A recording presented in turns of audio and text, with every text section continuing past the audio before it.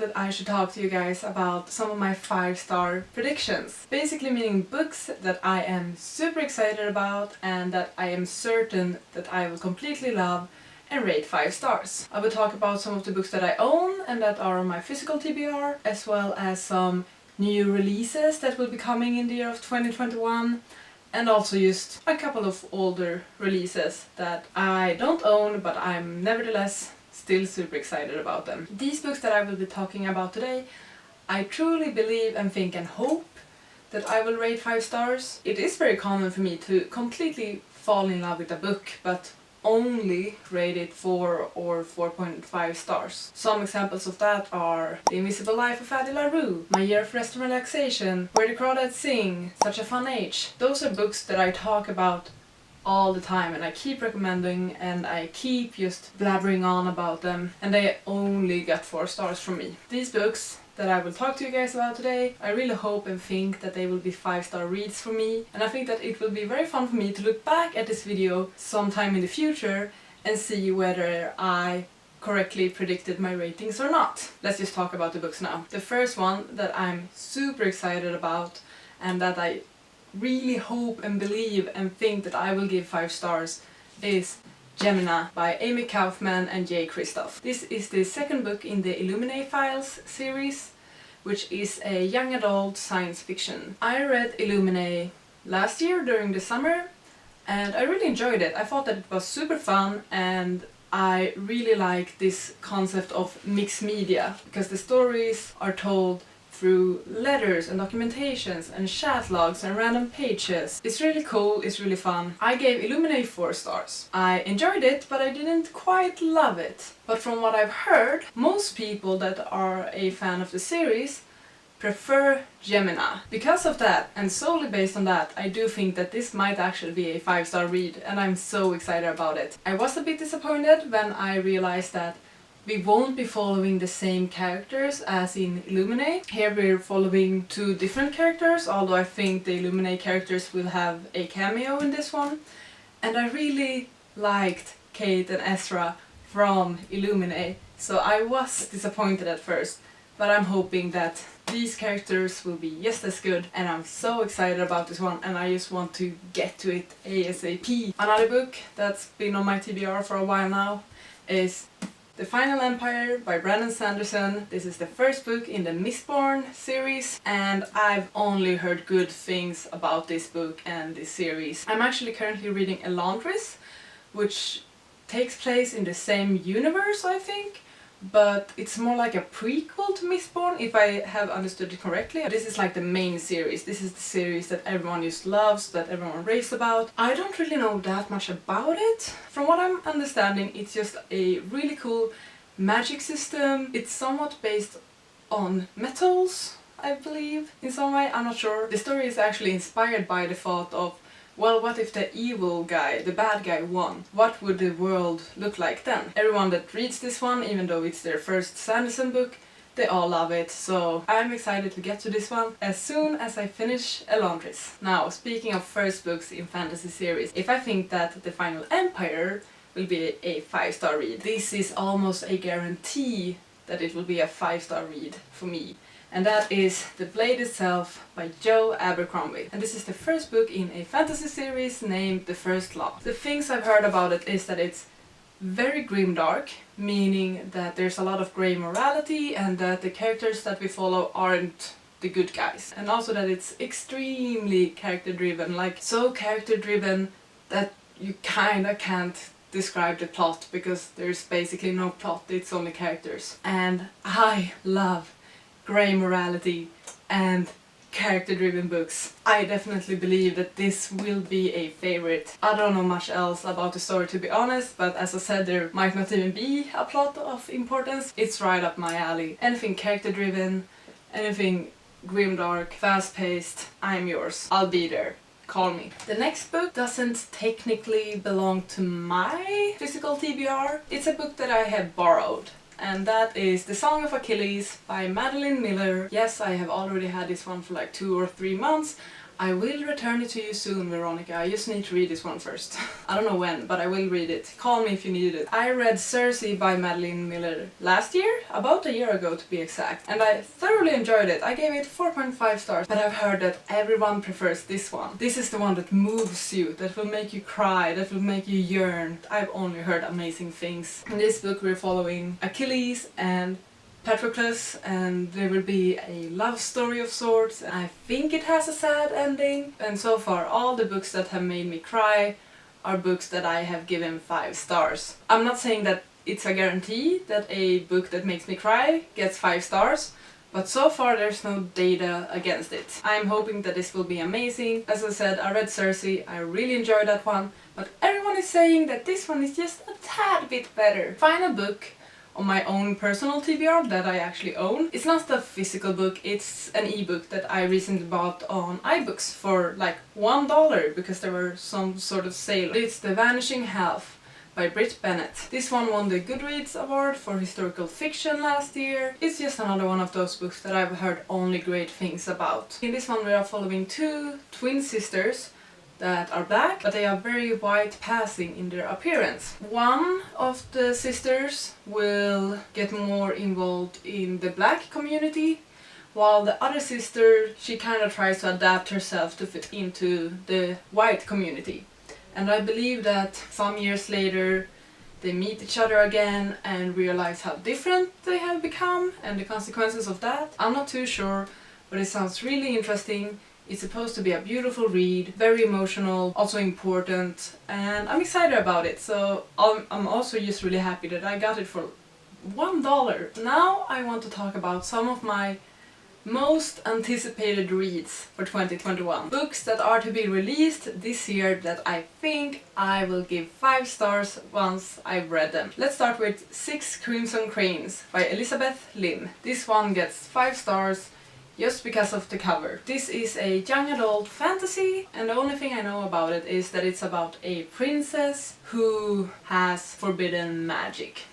That's about it, and that sounds great, and the cover is stunning, so I'm up for it. And this book will be released on July 6th. The next book that I am anticipating in 2021 is Ace of Spades by Farida Abike Iyimide. I'm sorry if I completely butchered that one. This book is another young adult fantasy, and it is pitched as, and listen to this, Gossip Girl meets Get Out.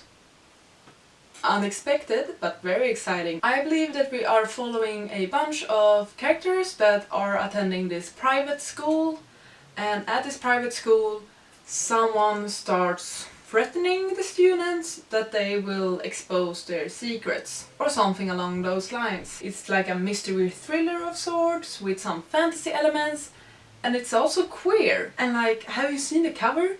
Once again, it's stunning. I'm so excited about this one. It has all the elements. It's gay, it's POC, it's Gossip Girl, contemporary, but it's also fantasy, but it's also a thriller and a mystery.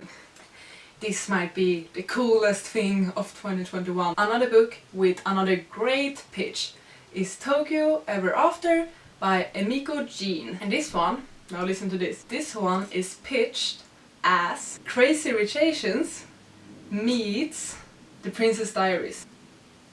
What?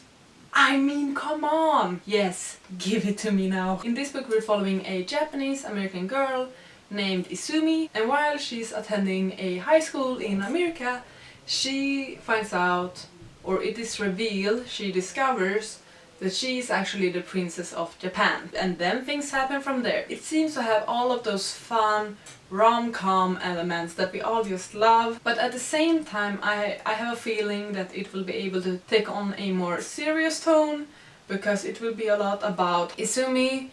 When she's in the USA, she never really feels American enough, but when she then goes to Japan, she doesn't really feel Japanese enough, and I'm really interested to see how the book will handle that. The 4th anticipated release for 2021 that I am certain that I will love and rate 5 stars is The Gilded Ones by Namina Forna. I've been excited about this book for about a year now. It's one of the first books that I discovered when I started joining BookTube and the book community and Goodreads even. It's been on my radar for a while. This is a West African inspired young adult fantasy and it sounds and looks amazing. We're following this girl Dekka, and all she wants is just to feel like she belongs to her village. And she's about to go through this blood ritual. All she wants is for her blood to run red so that she can prove that she is finally a member of her village. But her blood doesn't run red, it runs gold instead. And this just brings up a lot of consequences. One of them being that she ends up in an army of young girls that have rare gifts, and their purpose is to protect the empire. And this book will be released on the 9th of February. There is actually one more book in this category that I would like to mention. To be honest, I am not certain that I will give it 5 stars, but I'm too excited about this book to not talk about it. I just need to mention it. And that is XOXO by XOXO. This is a contemporary where we are following a girl named Jenny. And Jenny plays the cello, and while she's in LA, she accidentally meets a guy named Jehu. They have a good time, they have a moment, perhaps they maybe even fall in love. But one day Jehu disappears. Now fast forward to 3 months later, when Jenny is in South Korea visiting family, and she accidentally meets Jehu, who turns out to be a K-pop idol. And we all know the one rule for idols is don't date. Basically a K-drama but in book form. I'm a sucker for K-dramas. I'm a sucker for the cheesy K-dramas, the cliched ones, the tropey ones, especially like the old school K-dramas. This book seems like a K-drama but in words, and I'm so excited about this one. I don't think I will give it 5 stars. It might be more like a 3 or 4 star, but I'm certain that it will be a feel-good book, and I'm so excited. Now for some books that have been released but that I simply don't own yet. So basically just older releases that I'm dying to read and that I am certain I will give 5 stars. The first is Jade City by Fonda Lee. I don't know much about this book. What I know is that Daniel Green, the fantasy god, the fantasy goblin on BookTube, he rated this series the highest in his tier ranking of the books he read in 2020. He rated this one, Jade City, and the sequel, Jade War, the highest on his list, and if he loves them, I will love them. It's something about kung fu and The Godfather. There's a lot of family drama and politics and mystery and gangs, and I have no clue. It's a fantasy, and if it's on top of Daniel's list, then it's on top of mine. The next book is a bit different. It's Lazzo by Darcy Little Badger, and I know about this book because of Books and Lala on BookTube. I believe it was her second favorite book of 2020. It just looks so interesting. Lala's review on Goodreads for this book is just one word. And that one word is flawless. And I ain't gonna fight with that. It's a young adult book, but some of the reviews says that it's actually written in a way that makes it sound younger, and it plays out in a America where magic is somehow accepted. So it's a part of the real world. People know that it exists. There's some sort of mystery. There's some sort of dog in it as well. Most of the reviews just say you have to read it to understand, and that thrills me. Next up is another adult fantasy, because we all know I love my fantasies, and that is The Lies of Loch Lamora by Scott Lynch. It's the first book in a series named The Gentleman Bastard, and that series name alone deserves 5 stars. I would rate it 5 stars just because of that name. I approve. The only thing I know about this book is that we are following an orphan who ends up becoming the leader of a group of thieves. Sounds good to me, 5 stars for that. The final book on my list of 5-star predictions is The Rage of Dragons by Evan Winter. I finished the Popular series last night. Let's not talk about it, I'm still emotional. But what that series made me realize is that I like fast-paced fantasy, especially. I still enjoy other fantasy as well, but I especially like fast-paced fantasy.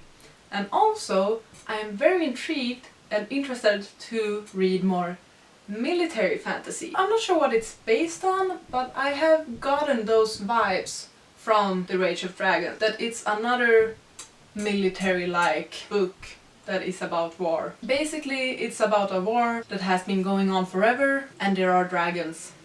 There's some sort of magic rule that every 100 man is able to do something and every 1,000 woman is able to do something. I'm not too sure about that. All I know is that there's a war and there's dragons. For some reason I'm just considering this to be my next obsession because I'm pairing it together with the Poppy War. I might be completely off on this one, but I'm so excited to get my hands on it and read it one day. So that's my list of my 5-star predictions. I think we got it to a total of 14 books. I'm super excited about these books. I've been for a while. These ones that I have here, I will probably pick up this one first because I don't know, I've been craving the mixed media thing for a while. These are all on my TBR, of course, and all the books that I mentioned, I really hope that I will be able to get to them this year. So I might do some naughty pre-ordering like next month, I'm not sure. This month I have spent too much money already, let's not talk about it. Okay, let's talk about it a bit. I've decided to try out the curly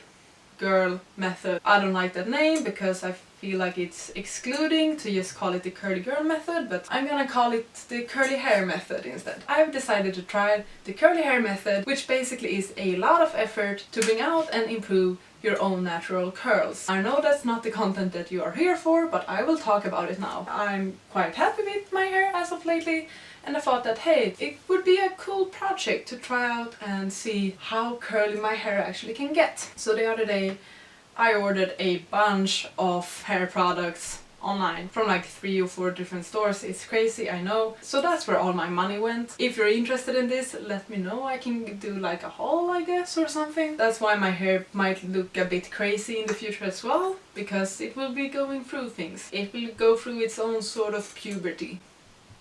Basically what I want to say with this is that all of my money has now gone to hair products, and my book buying will commence in February instead. Super excited about these books, and please let me know what some of your 5-star predictions are. I would love to know. I'm always looking for more books to be excited about. Thank you so much for watching. I really appreciate it. I hope you're doing well, and I'll see you on the next one. Goodbye! You gotta just go for it. Don't think about what comes